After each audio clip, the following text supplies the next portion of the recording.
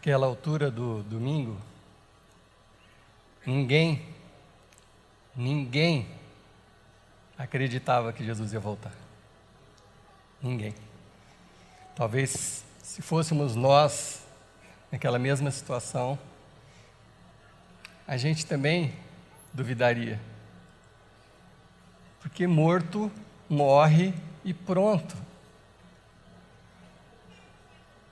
Então, naquele momento, naquele domingo, ninguém esperava que algo ainda pudesse acontecer. Os discípulos de Jesus estavam escondidos, trancados.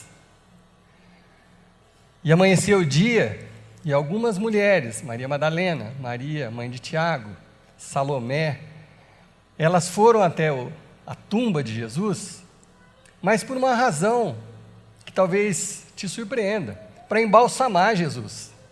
Elas não foram lá conferir se Jesus tinha desaparecido ou ressuscitado. Ninguém ficou na porta da sepultura de Jesus esperando para ver se alguma coisa ia acontecer. Ninguém. Só estavam ali os guardas para impedir que o corpo dele fosse roubado. Aí aquelas mulheres foram lá com os preparativos para embalsamar Jesus, porque não tinha dado tempo. Foi tudo muito rápido. Na quinta-feira, Jesus tomou a ceia com seus discípulos. Em seguida, ele foi orar no monte, porque ele estava angustiado. E aí chamou os discípulos, e os discípulos foram mais humanos que eles podiam. Eles dormiram enquanto Jesus estava angustiado orando. E aí, daqui a pouco, apareceu Judas, e foi lá e deu um beijo em Jesus. Um beijo que ele sempre dava, mas naquele dia era diferente. Aquele dia ele só estava apontando Jesus para os soldados, e foi tudo muito rápido. Jesus foi preso, todo mundo fugiu, os discípulos fugiram, e aí ele foi torturado durante a noite, julgado aqui, julgado ali, e às 9 horas da manhã da sexta-feira ele já estava na cruz. E como era uma sexta-feira, véspera do sábado, que é muito importante para os judeus, que começa no entardecer da sexta-feira, chegou no final da sexta-feira, Nicodemos, aquele que uma vez procurou Jesus na madrugada, e falou, como é que eu posso nascer de novo? Aquele homem, mestre da lei, acabou crendo em Jesus.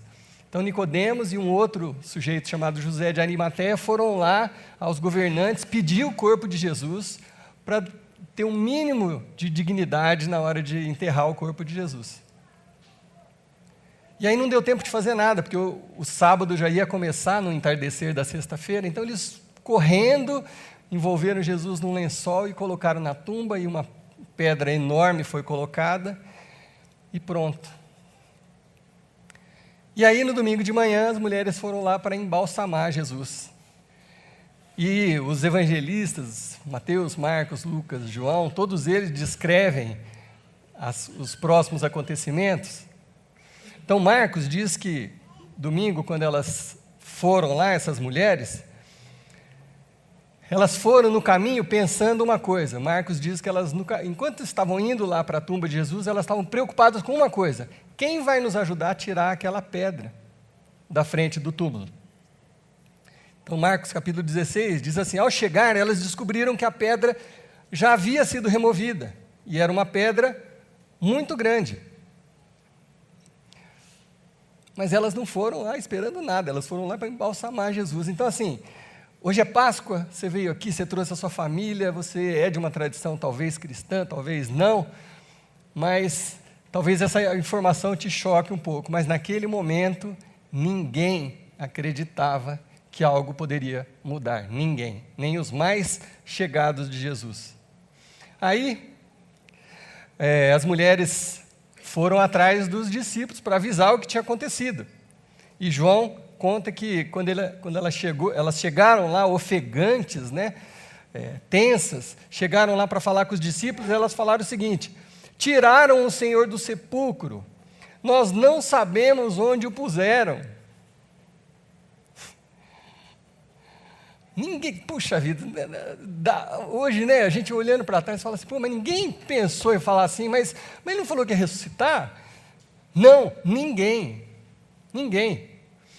Aí Pedro ficou preocupado, João ficou preocupado, falou, nossa, o que fizeram? Aí eles foram correndo lá para o túmulo, para conferir a informação das mulheres. Mas olha que interessante, quando as mulheres estavam falando com eles, olha a reação deles. Lucas, que é o mais detalhista de todos, ele narra assim, quando Maria Madalena, Joana, Maria mãe de Tiago e as outras mulheres que estavam com elas, relataram os fatos aos apóstolos, mas eles não acreditaram numa só palavra que elas disseram, achando que era coisa da cabeça das mulheres. É coisa da cabeça de vocês. Como assim? Como assim? Em outras versões dizem que pareciam loucura o que elas estavam falando, né? Não tem cabimento, como assim? Não está lá? Quem foi, né, que fez isso? Então, assim, se você gosta de Jesus, é um simpatizante da causa, mas você tem dificuldade de acreditar na ressurreição, você está em boa companhia. Naquele momento, ninguém acreditava nisso. Bom, Pedro correu junto com João, eles foram correndo, e aí diz em Lucas, no capítulo 24, versículo 12, diz assim, mas Pedro correu até a tumba, olhou para dentro e viu apenas alguns lençóis, nada mais. Abalado e admirado, ele voltou balançando a cabeça. Deus do céu, o que fizeram? Já fizeram tudo aquilo com Jesus, torturaram, crucificaram, agora roubaram o corpo dele. O que mais que pode acontecer? Pedro falou isso. No mesmo dia, ainda no domingo, mais tarde, João narra o seguinte, mais tarde, no mesmo dia, os discípulos estavam reunidos, mas, com medo dos judeus, haviam trancado as portas da casa.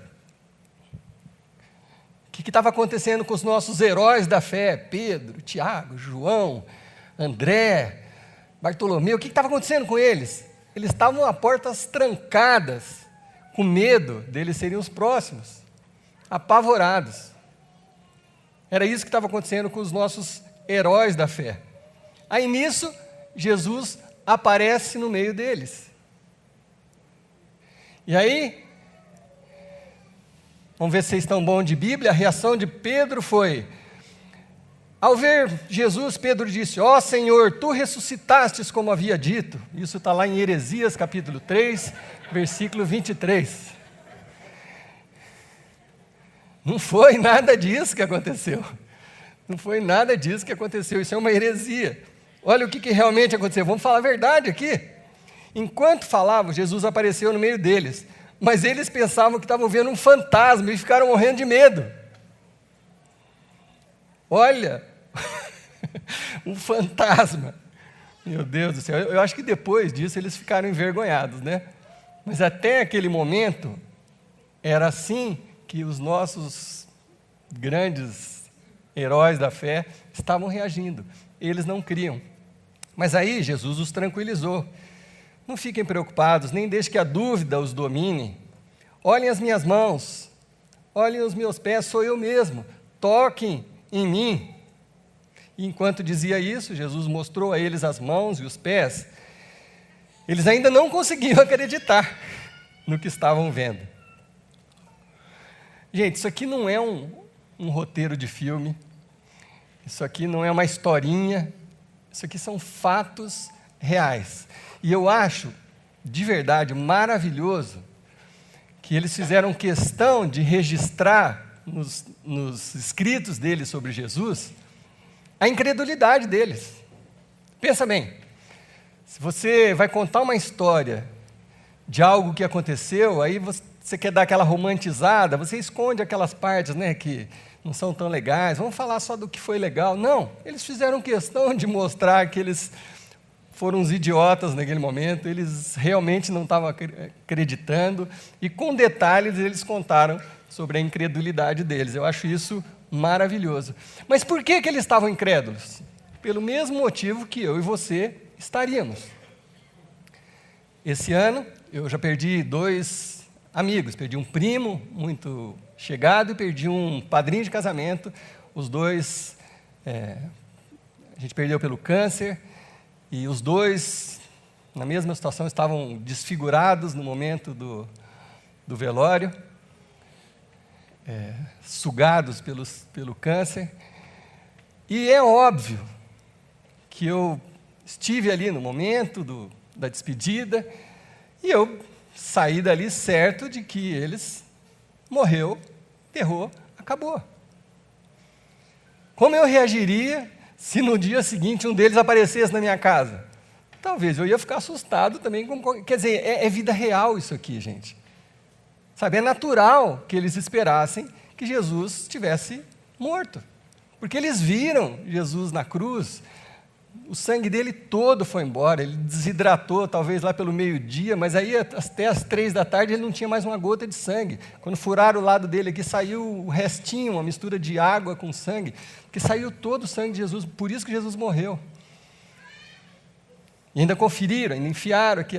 Então assim, eles viram Jesus morto, então assim, não tinha realmente, na vida real, cabimento, Jesus está ali, mas Jesus estava ali. E aí, em seguida, Jesus falou assim para eles. Em seguida, ele declarou: tudo o que eu disse enquanto estava com vocês, confirma. Todas as coisas escritas a meu respeito na lei de Moisés, nos profetas e nos salmos, tinham que se cumprir. É como se Jesus estivesse falando assim: gente, andei com vocês por 3 anos, quantas vezes nós lemos as Escrituras, Isaías, Davi, as leis de Moisés? Está ali. Isaías teve uma revelação de que isso ia acontecer, ele tinha profetizado sobre isso, Davi tinha profetizado sobre isso. Tudo isso precisava ter sido cumprido, como foi cumprido. Então, se vocês estivessem atentos, talvez não fosse tanta surpresa isso que está acontecendo agora. Vocês podem ver agora que está escrito que o Messias sofreria e levantaria dentre os mortos no 3º dia. Isso foi uma profecia 400 anos antes de Jesus. E uma mudança radical de vida, por meio do perdão dos pecados, é proclamada em seu nome a todas as nações, começando aqui em Jerusalém. Jesus estava falando que algo muito grande estava acontecendo. Tudo o que tinha acontecido antes, todas as profecias, indicavam para aquele dia, para aquele momento. E aí Jesus olha para os seus discípulos e fala: e vocês são as testemunhas. Vocês estão vendo, tocando, convivendo. Até esse momento não tinha cristianismo, não tinha igreja, não tinha nada. Mas esse fato histórico mudou tudo. A ressurreição de Jesus mudou tudo. E aí, depois desse dia com os discípulos, muitas coisas aconteceram. Jesus ficou por 40 dias andando ali, entre as pessoas. O apóstolo Paulo diz que cerca de 500 pessoas viram Jesus. Ele comeu com os discípulos, todo mundo pôde tocá-lo. Então, é isso que ele está falando aqui. Vocês são as testemunhas oculares disso aqui, que está mudando a história da humanidade.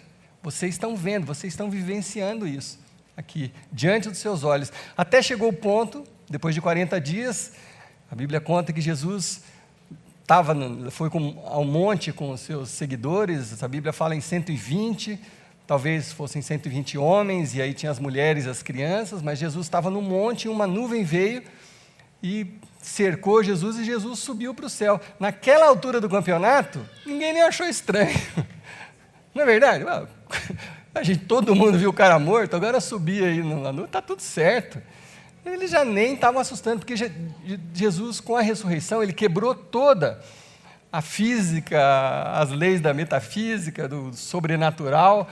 Jesus foi o primeiro e único que anunciou a própria morte, falou assim: a morte não tem poder sobre mim, vocês vão me ver morto, e depois de 3 dias eu vou estar aqui com vocês. Então nós cremos nisso. Nós cremos nisso, não é porque está escrito na Bíblia, nós cremos nisso por causa do testemunho das pessoas que viram. É assim que se escreve a história.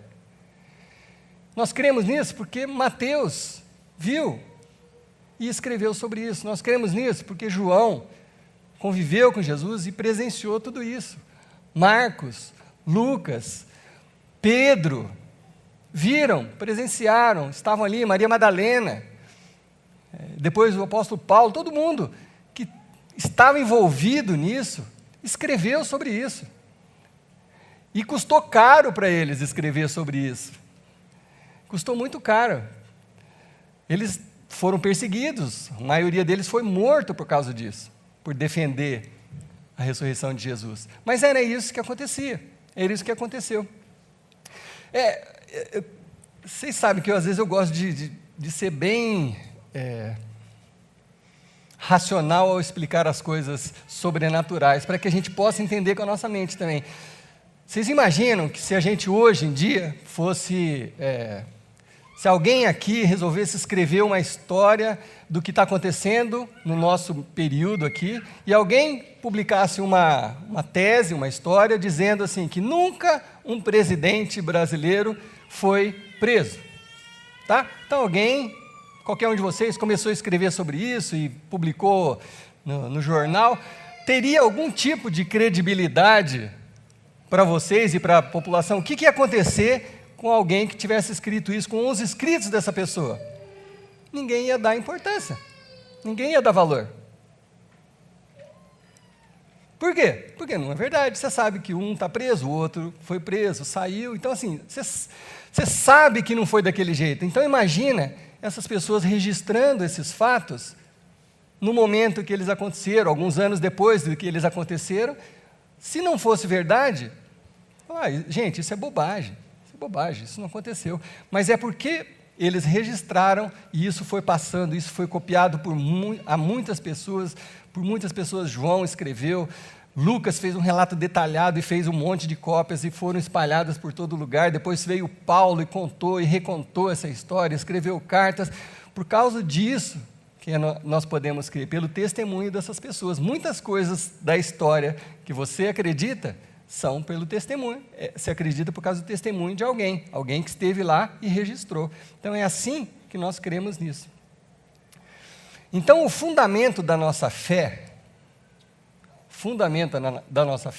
é um fato histórico, um acontecimento histórico com implicações muito profundas. A razão da nossa fé é algo que aconteceu, que tem implicações muito profundas. E quem fala dessas implicações é o Pedro, que viu tudo isso, que conviveu com Jesus, que foi, junto com João, o primeiro a chegar ali no túmulo.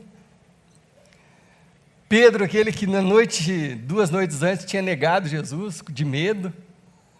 Pedro se tornou o homem mais corajoso de todos, depois que ele viu Jesus na frente dele. Nem quem não se tornaria, né? Gente, pensa bem. Você vê o cara morto e no outro dia ele aparece na porta da sua casa. Você fala, esse cara só pode estar falando a verdade, né? Então Pedro começou a anunciar isso e escrever, e ele nos conta quais as implicações disso. 1 Pedro, no capítulo 1, ele diz o seguinte, no versículo 3, que Deus que nós temos, e como somos felizes em tê-lo, o Pai do nosso Senhor Jesus. Nesse momento, Pedro estava convencido de que Jesus era o Filho de Deus. Essa informação parece muito simples, mas ela é muito significativa. O fato de Jesus ter ressuscitado demonstrou para todo mundo que quisesse ver que Jesus era o Filho de Deus. E ele diz isso na sequência do versículo. Pelo fato de Jesus ter ressuscitado dos mortos, nós recebemos uma vida nova. Pelo fato de Jesus ter ressuscitado, nós recebemos uma vida nova. O que ele quer dizer com isso? Que tudo muda a partir da ressurreição de Jesus. Tudo muda. Até ali, Jesus podia passar para a história como um grande profeta, como outros que houveram. Jesus podia passar para a história como um cara que curou pessoas, aquele que divulgava o amor, aquele que deu a outra face, né? Aquele que serviu os seus seguidores, lavando os pés dele. Isso dava um bom livro, né, para os coachings, né? de hoje em dia, vamos fazer os caras usam muito das histórias de Jesus para ensinar as pessoas. Então, assim, Jesus seria um cara fantástico, né? Pelo histórico dele, pelas coisas que ele fez, um cara que só pregou o amor, só fez isso, já seria um grande cara, se ele tivesse morrido e ficado ali. Mas pelo fato dele ter ressuscitado, e ele ter dito, eu sou o Filho de Deus, eu sou aquele de quem Isaías escreveu, que Davi escreveu, eu sou o Messias prometido, a morte não tem mais poder sobre mim e nem sobre vocês, porque Jesus provou isso no seu próprio corpo e Pedro registrou isso, mudou tudo, as coisas todas passaram a ser diferentes. Se ele tivesse ficado naquele túmulo, o cristianismo era mais uma filosofia boa, talvez a melhor ou das melhores, mas não foi isso que aconteceu. Porque a grande questão de todos nós, em algum momento da nossa vida, a grande questão minha e sua, está relacionada com a morte.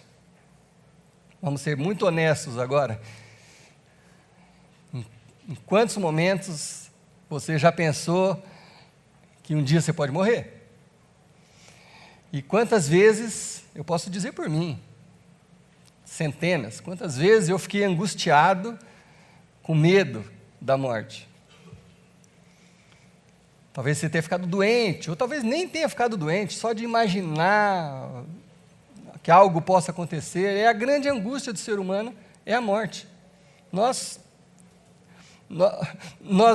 torcemos para, e se alguém, puxa vida, pudesse passar para o lado de lá, depois voltar e contar para a gente como é que era, né? Eu acho que muita gente já pensou isso. Jesus fez isso. Jesus fez isso. Ele morreu, voltou para contar como é que era. Então isso muda tudo. A ressurreição de Jesus muda tudo. E Pedro continua dizendo o seguinte: pelo fato de Jesus ter ressuscitado dos mortos, nós recebemos uma nova vida e temos agora, a partir de agora, tudo na vida. Já a gente vai entender isso melhor. Como assim tudo na vida, né, Pedro? Mas ele está falando, a gente vai ter uma vida nova a partir de agora, da ressurreição de Jesus, e até mesmo um futuro no céu que começa agora. Uau! Olha o que Pedro está falando. E Pedro, talvez alguns de vocês saibam, Pedro é um judeu. Então, na cultura deles, ninguém falava em céu, ninguém falava em vida eterna. Ele passou a cogitar esse assunto e afirmar aqui nos seus escritos depois que ele presenciou Jesus. Aí sim as coisas fizeram sentido. Então, diante dos fatos, ele mudou a sua percepção, inclusive, da vida. Mas, como eu disse, Pedro fala, mas temos tudo na vida. O que será que Pedro quer dizer com isso? Será que então, porque eu creio na ressurreição de Jesus, a minha vida vai ser uma maravilha, não vai ter mais nenhum tipo de problema, não vou ficar doente, vai estar tudo certo? Será que é isso que Pedro está falando? Não é bem isso que ele está falando. Ele diz o seguinte, eu sei quanto vocês se sentem bem com isso. Dá uma sensação de segurança. Ainda que nesse meio tempo, tenham que enfrentar todo tipo de provocação. Aqui tem uma lição muito importante para todos nós. Muito, muito, muito importante. O fato de acontecerem coisas ruins não significa que Deus não está com você. Por que Pedro faz essa afirmação? Porque ele viu o melhor de todos os homens, Jesus, passar por todo tipo de coisa ruim. Tortura, traição, vergonha, cuspiram na cara dele, pregaram ele numa cruz, mataram ele.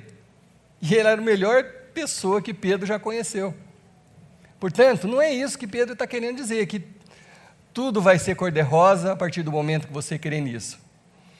Pedro está querendo dizer que se você crê nisso, a sua perspectiva em relação às coisas muda completamente. Olha o que ele diz a seguir. Ele fala assim: a vida de vocês é uma jornada que deve ser empreendida com uma profunda consciência de Deus. Nós, queridos, todos nós estamos numa jornada, numa caminhada, que quanto mais próximos de Deus nós tivermos, melhor a nossa caminhada. Quanto mais consciência sobre Deus, melhor para nós. É isso que Pedro está falando aqui. E ele ainda acrescenta: custou muito caro para Deus tirá-los daquela vida, tirar-nos daquela vida sem rumo e vazia que vocês foram criados. Ele pagou com o sangue sagrado de Cristo. Então nós sabemos que Deus está conosco, não porque as coisas estão todas cor-de-rosas, mas nós sabemos que Deus está conosco porque Cristo morreu por nós. Cristo morreu por mim. Quando Pedro fala da vida sem rumo e vazia, eu olho para a minha vida como ela já foi, sem rumo e vazia. Então eu sei que Deus está comigo porque Cristo morreu por mim, para me livrar daquela vida vazia e sem propósito que eu tinha, sem rumo. Então é pessoal, a morte de Jesus é pessoal, atinge cada um de vocês. A morte e a ressurreição de Jesus é a nova chance que todos nós temos. Pensa bem, se Jesus é o Filho de Deus, qual o peso das palavras dele na sua vida e no seu coração? Se Jesus venceu a morte, e se Jesus falou: olha, da mesma forma que eu venci a morte, vocês vão vencer a morte. Existe sim um céu, existe sim uma continuação, existe sim uma vida. E isso, essa vida eterna, não começa só depois daquele momento de separação do corpo, começa já. Não tem sentido você pensar na eternidade como algo que vai começar. Se é eterno, já começou. Então essa vida nova proposta por Jesus na ressurreição é para você e para mim hoje, no presente, agora. Isso te dá a certeza de que se Deus ressuscitou Jesus dos mortos, você também será ressuscitado um dia e você terá a vida eterna como foi anunciado. Foi exatamente porque Deus nos amou que Ele deu seu Filho único para morrer, para que todos nós, você, todos nós, que venhamos a crer na morte e na ressurreição de Jesus, para que todos nós possamos ter a vida eterna. Foi isso que Jesus veio anunciar. Ontem eu estava reunido aqui com o grupo de ponto de partida, alguns estão aqui hoje, e num dado momento nós começamos a gente estava falando sobre a criação, sobre as maravilhas que Deus fez, e aí a gente, juntos, conversando, a gente chegou a uma conclusão, falou: puxa vida, se isso aqui é para nós hoje, se essa salvação é para nós hoje, a gente devia reparar melhor nas coisas, né? A gente perguntou um para o outro aqui: vocês repararam na lua essa semana? Estou perguntando para vocês repararam na lua essa semana? Coisa linda, coisa linda. É de você ficar, de verdade, talvez nenhum de nós, nem eu, nenhum de nós ficou, mas é de você ficar 5 minutos ali, olhando. Sabe? Eu estava saindo de casa, eu estava dentro do carro, não podia parar assim, mas eu estava saindo, estava aquela lua enorme. Falei: mas que coisa linda, que coisa linda. A gente precisa começar a reparar mais nas coisas, cheirar melhor as coisas, sentir mais as coisas. A gente perde muito tempo nessa vida com essas coisas virtuais que nem existem, né? Aqueles milhares de amigos que você tem não são seus amigos. Vamos falar a verdade aqui. Eu sei que você vai embora frustrado, mas não é. Gente, é hora de você abraçar o seu filho, sabe? É hora de você abraçar seu amigo, é hora de você abraçar seu irmão da igreja, você chegar perto mesmo, sabe? É hora de você tocar numa criança e beijar e falar: meu Deus, que coisa linda. A gente estava falando aqui ontem, numa orquídea, né? Você olha para uma orquídea e você fala: a beleza daquilo, né? Aquilo é transformador.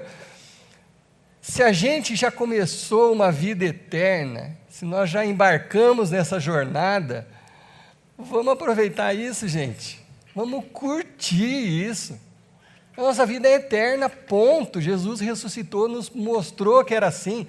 E Ele morreu por mim e por você para nos dar essa nova chance de recomeçar, de ter perdoados todos os nossos pecados, de você começar de novo. Pô, você vai começar de novo igual? Pelo amor do nosso Senhor Jesus Cristo. Pô, vamos começar diferente. As coisas têm outro significado. Vamos aprender a olhar para a beleza das coisas. Vamos dar valor para o que tem valor. Vamos olhar para o que não tem valor como algo que não tem valor. Para de ficar tanto tempo vendo notícia ruim na televisão, lendo coisa ruim. Para com isso. Tem tanta coisa linda para a gente ver. Pensa bem, se você gastou o mesmo tempo olhando para a Lua, o tempo que você gasta no Jornal Nacional, sei lá, ou no site de notícias que você costuma ler, acho que nenhum de nós vai falar, não, na verdade está bem desproporcional o negócio. Gente, porque Jesus vive, nós podemos acreditar no hoje e no amanhã. Porque Ele vive, tudo mudou. Porque Ele é o Filho de Deus, as palavras dEle têm outro significado aos nossos corações. Se Ele falou, ame, vai por esse caminho. Vai por esse caminho. Se Ele falou, perdoe, vai por esse caminho. Vai na dEle. Vai na de Jesus. Se o cara venceu a morte, se Ele ressuscitou, se Ele mostrou claramente que Ele era o Filho de Deus, vai na dEle. Vamos na dele? Vamos na dele, vamos dar outro significado para as nossas vidas a partir de hoje, em nome de Jesus. Vamos olhar para as coisas com carinho, com leveza, sabe? Deixa as tensões para lá, deixa os medos para lá. Eu aprendi um negócio esses dias que eu quero compartilhar com vocês, sobre o medo. O medo, ele é uma força muito poderosa, mas o medo, ele é meio limitado, ele é meio idiota, meio burro. O medo, ele é uma força poderosa, mas ele é meio burrão. Quando você sentir medo, por exemplo, eu estou ali para subir aqui, né, dá uma tensãozinha ali no coração, tal, dá um medinho, né, puxa, será que eu vou lembrar e tal, e aí o medo vem falando na minha cabeça, será que você vai conseguir lembrar das coisas e tal? Eu aprendi um segredo recentemente, sabe o que eu faço? Eu olho para o medo e falo assim, ele fala assim, mas e se você esquecer de alguma coisa? Eu falo assim, tudo bem. Aí ele não tem mais argumento. Ele não sabe como vai responder para mim. Como assim tudo bem? Tudo bem. Mas se você tropeçar ali? Tranquilo, tudo bem. Então, percebe? O medo é meio burro. Se você falar, não, eu vou fazer, e se não der certo, tudo bem, eu faço de novo. Sabe, você vai se livrando de uma coisa que tem te atrapalhado a fazer coisas que você gostaria de estar fazendo, que você não faz por medo. Conversa com o seu medo. Conversa com o seu medo. Ele vai perdendo a força sobre você, o poder sobre você. Então, porque Ele vive, nós estamos aqui, porque Ele vive, nós cremos no futuro, porque Ele vive, nós podemos crer que a gente vai ter uma vida eterna, e porque Ele vive, a nossa vida hoje é diferente, em nome de Jesus. Amém? Feliz Páscoa a todos vocês, vamos orar em nome de Jesus. Paizinho, obrigado, muito obrigado por ter enviado Jesus, que mudou tudo na minha vida e na vida de cada um de nós e de toda a humanidade. Quando Jesus veio, Ele dividiu a história da humanidade entre antes e depois dEle. Ficou evidente, Senhor Deus, que Ele é um gesto de amor seu para comigo e para com cada um de nós. Então nós cremos, Senhor Deus, nós declaramos que nós cremos na ressurreição de Jesus, portanto nós recebemos essa vida nova que o Senhor tem para cada um de nós. E queremos, Senhor Deus, a partir de hoje, viver essa vida intensamente, cheios de amor, cheios de perdão, cheios de alegria, porque é isso que o Senhor veio trazer. Então isso é nosso, em nome de Jesus. Amém.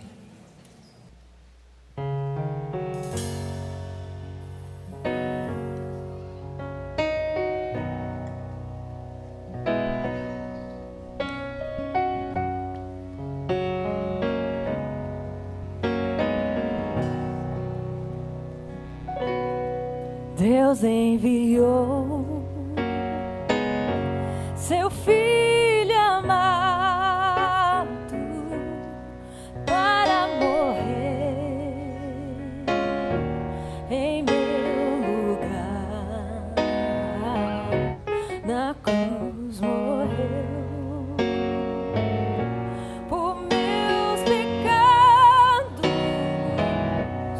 mas ressurgiu junto com o Pai está,